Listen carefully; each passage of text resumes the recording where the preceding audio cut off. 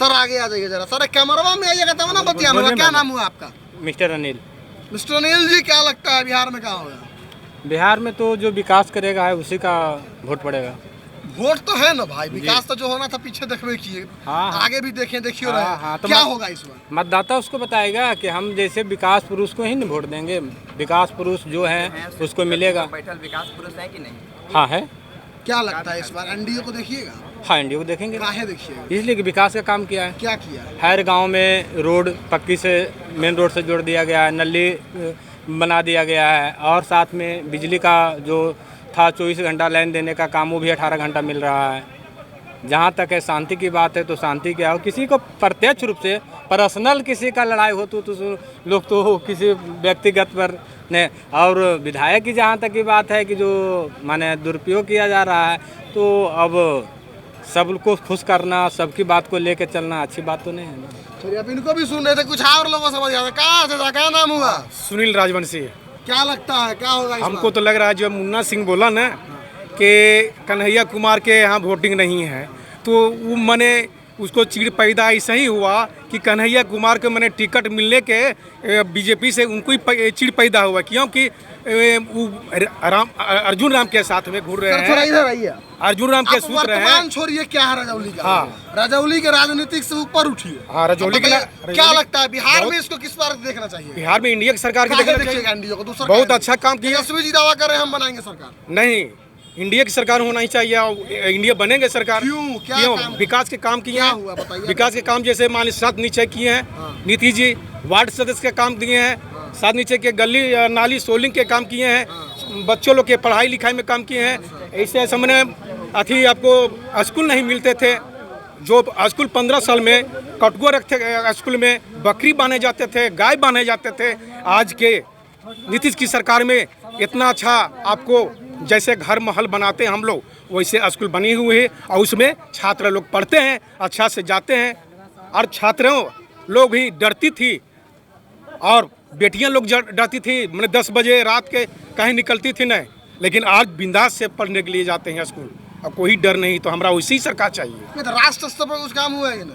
हाँ हुआ। क्या आपको क्या अच्छा लगा काम? अच्छा, बहुत अच्छा काम लगा। क्या अच्छा लगा? जैसे बिजली काम किए हैं और नल टंकी पान किए हैं। तो बिहार क्या बता रहे हैं ना, हाँ। राष्ट्र स्तर में भी तो एनडीए केंद्र में सरकार चला रही है। हाँ। उसका क्या काम? आपको कोनो योजना का लाभ मिला है? योजना का लाभ तो उतना पता नहीं है, लेकिन मोदी जी किए हैं और मोदी जी के साथ में काम किए हैं। और मोदी जी योजना जैसे कभी अभी वर्तमान में जो पास करेगी लड़की, तो उसमें 15,000 है ना, और उससे आप मैट्रिक पास करेंगे, BA पास करेंगे तो 50,000 दिया जाएंगे। ये फैसला क्या नाम हुआ आपका? सुनील राजवंशी। भैया को देखिए, मोच प्रताप देखिए खड़ा है। भैया क्या नाम हुआ आपका? जी हाँ, हम भी स्टूडेंट ही हैं।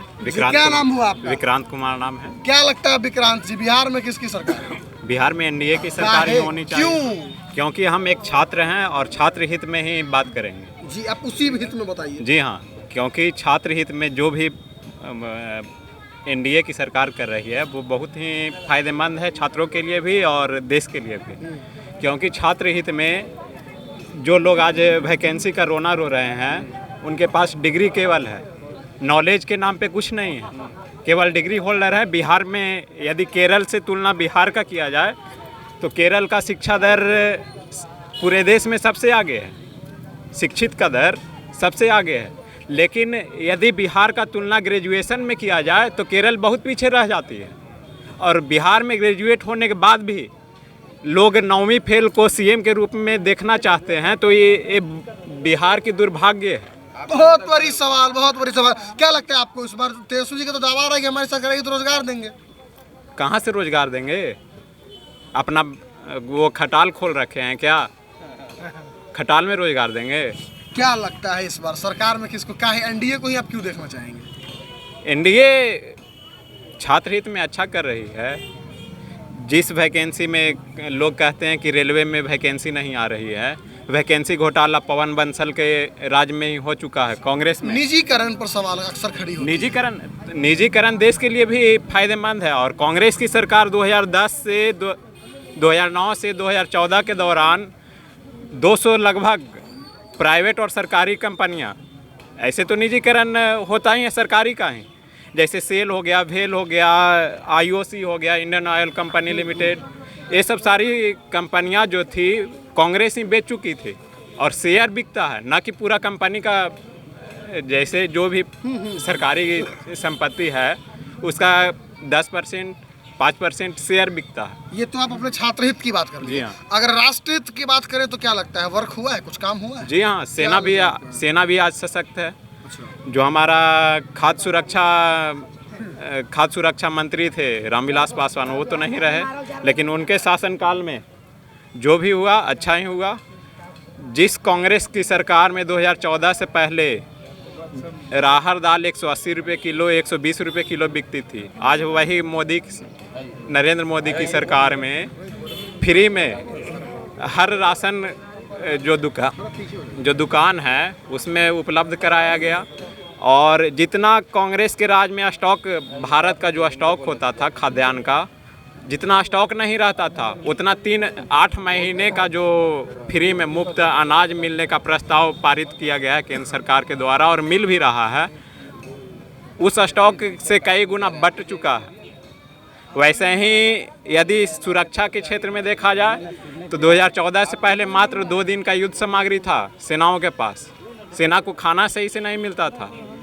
वो आज 2 दिन क्या 2 साल तक भी यदि युद्ध में पार्टिसिपेट करे, यदि चीन का अभी युद्ध भी, मतलब कि लोग कहते हैं कि चीन से युद्ध होने वाला ही है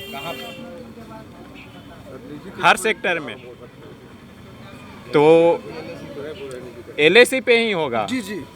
कुल मिलाकर सरकार में किसको देखना चाहेंगे? NDA की सरकार तो आप इनको सुन रहे थे कि युवा थे, छात्र हित में बात कर रहे थे। चाचा कुछ कहना चाहते हैं? जी बता दीजिए, क्या कहते हैं? निजीकरण इसलिए किया जा रहा है सर कि सरकारी कर्मचारी अगर हम सरकार बहाल हो जाते हैं तो सही से वो काम नहीं करते हैं। अपना मुफ्त जाके पैसा पाते हैं, अगर पैसा नहीं मिलता है तो हम हड़ताल करते हैं कि हमको पैसा दो। और निजीकरण होने से हमारा देश का काम होगा और सरकार का खजाना बचेगा।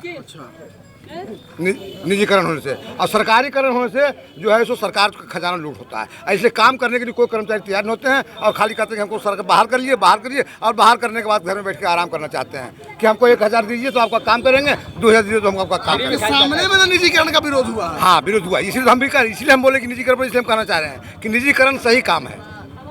निजीकरण करने से हमारा देश का आगे बढ़ेगा और भविष्य भी बढ़ेगा। और प्राइवेट जब तक सरकारी रहेगा हमारा देश का दुर्भाग्य ही रहेगा, धतातल में ही जाएगा। इसलिए कि कोई काम नहीं करने के लिए तैयार है, सिर्फ खाली नौकरी मांग रहा है और पढ़ना लिखना भी नहीं है। और नौकरी आज चल के देखिए सर, बहाल हुआ कर्मचारी, किसी को फाइल पढ़ने के लिए कहीं बढ़िया कर्मचारी फाइल नहीं पढ़ पाता है। और जाके देखिए वही प्राइवेट कंपनी में, प्राइवेट सेक्शन में जाके देखिए पढ़ाई कितना टनाटन हो रहा है।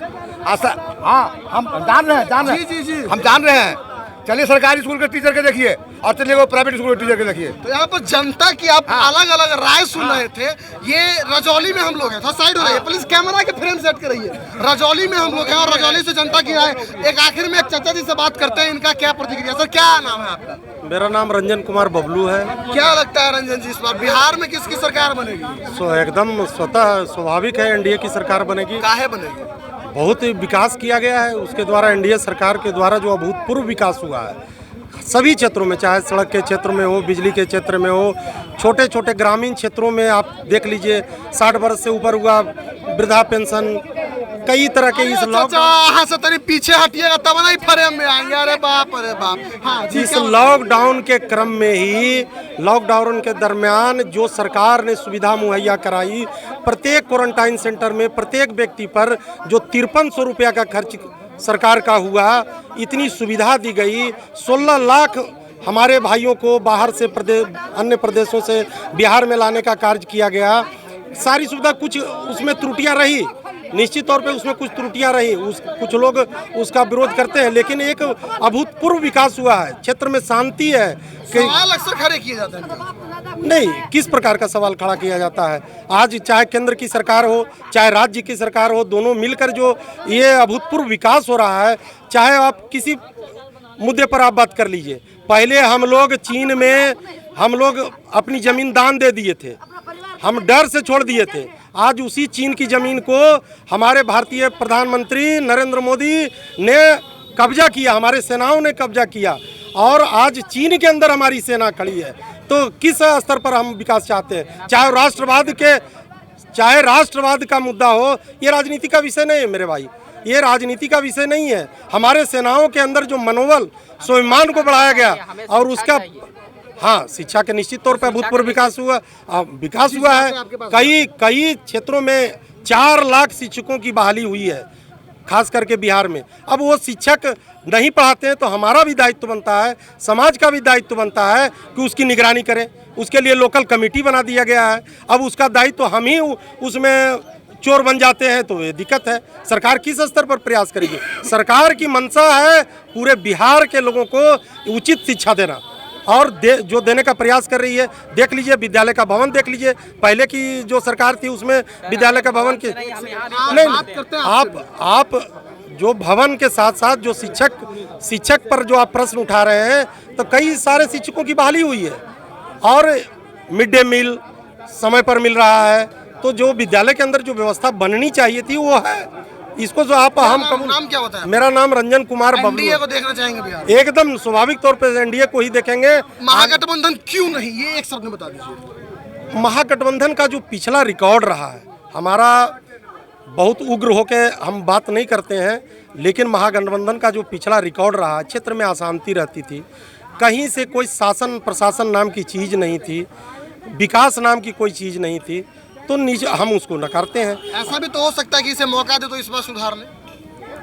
क्या मौका दें? जिसका हम पहले देख चुके हैं, तो यदि हमको बेहतर मिल ही रहा है सुविधा, तो फिर दूसरे को मौका देने का क्या प्रश्न उठता है? निश्चित तौर पे हमको बेहतर मिल रहा है। और आज जो तेजस्वी जी हमारे युवा के जो नेता बन रहे हैं, तेजस्वी जी उप मुख्यमंत्री बने, लेकिन किस मुद्दे पर उन्होंने सरकार से अलग हुए आप सभी जानते हैं, हम लोग सभी बिहारवासी जानते हैं। जब उन पर भ्रष्टाचार का मुद्दा आया तो वो उसका स्पष्टीकरण नहीं देकर क्या किए, वो स्पष्टीकरण नहीं दे पाए। उनको स्पष्टीकरण देना चाहिए था बिहार की जनता को कि हम पर कहाँ है। कई प्रकार के उन पर केस लगे, इसी उम्र में संपत्ति हड़पने का जो केस है, इसका स्पष्टीकरण वो क्यों नहीं देते हैं? हमारे बिहार की जनता को दे, उनसे उम्मीद बंधी थी यहाँ के जनता को। एनडीए को देखना चाहिए एकदम स्वाभाविक। रजौली से ये तमाम कवरेज आप देख रहे हैं। दी चौपाल का ये चुनावी चौपाल आपको अलग अलग विधानसभा क्षेत्रों से, अलग अलग जगहों से आपको लगातार हम दिखाते रहेंगे। कैमरे पे मेरे साथी आशुतोष रहे हैं, मेरा नाम रोहन तिवारी हुआ। हमारे साथ बहुत बहुत धन्यवाद।